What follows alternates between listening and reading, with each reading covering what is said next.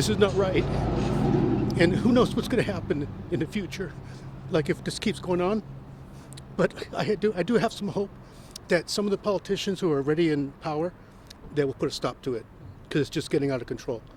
We can't have this. They keep doing it, and they just have no impunity, and I just hope it doesn't happen here. Sometimes they're threatening to bring them here. Someone told me there is some ice around here. But I'm just like, what can we do? Like, this is supposed to be America. It's not America anymore. It's like, if they're hurting us and arresting us and killing us and just brutalizing us, it's like, when is it going to stop? And I think it is going to stop soon, because there are people in the government who say, okay, we're going to have to stop this. So we can't have it here in Eugene. And I hope the police chief will say, no ice here, because we don't need it. I mean, there's not that many illegal immigrants are here. I don't think so. But we don't need what they do to people. They like to push them, and get on their bodies, and then shoot them. Put spray in their face and all kind of stuff like that. And just anybody, like, you never know when they're going to attack somebody. And I really like the people who are protesting, but it's putting your life at risk if you protest against these people, because they're kind of like thugs. They put like masks on. They don't have badges. I don't even think they have like cameras. And it's only people who have cameras who can show this. I started to see the video, and I had to pause it and just kind of shook a little bit. I went into shock.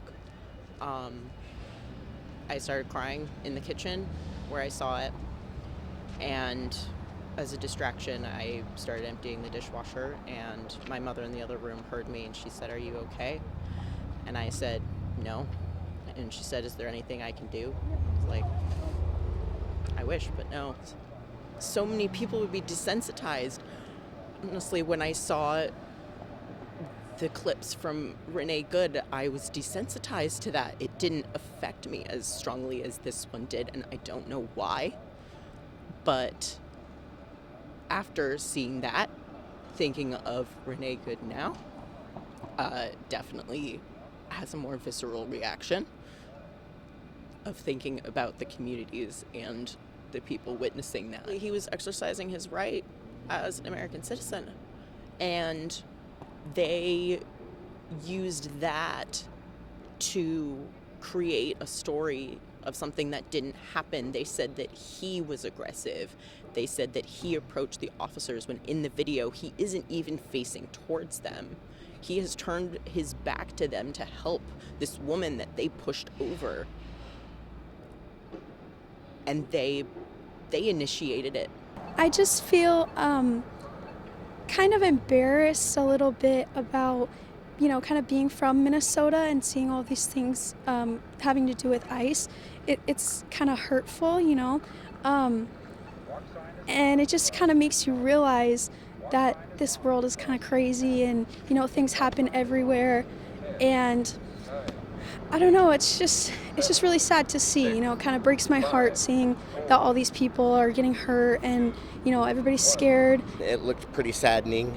I'm not sure what to believe and how it all went, and as far as like how much they've showed us that was the truth, maybe, I don't know exactly what happened for sure, but I think that it's a sad situation.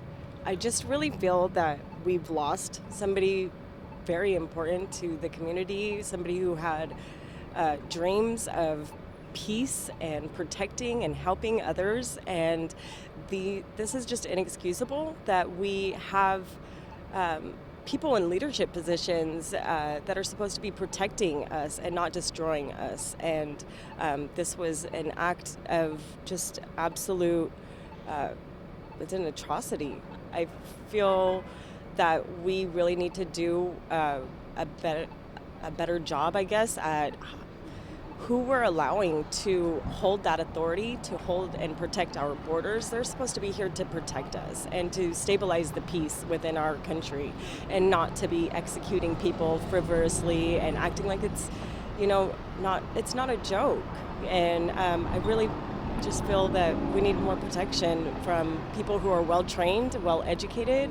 this is becoming a normal, and that's very sad for our children to be growing up with, is that destruction and death is something that is normalized in our society, and that's just so unfair. And I really feel like that plants seeds of ill will into these young growing minds, and into their education, into their fear of even going out, or their over aggression and things like that. I just really feel like this is desensitizing our society as a whole, and especially for our young minds that are out here trying to learn and navigate the world. These men and women that are in a position to protect our borders, they need to have that type of training, because we are allowed to bear arms.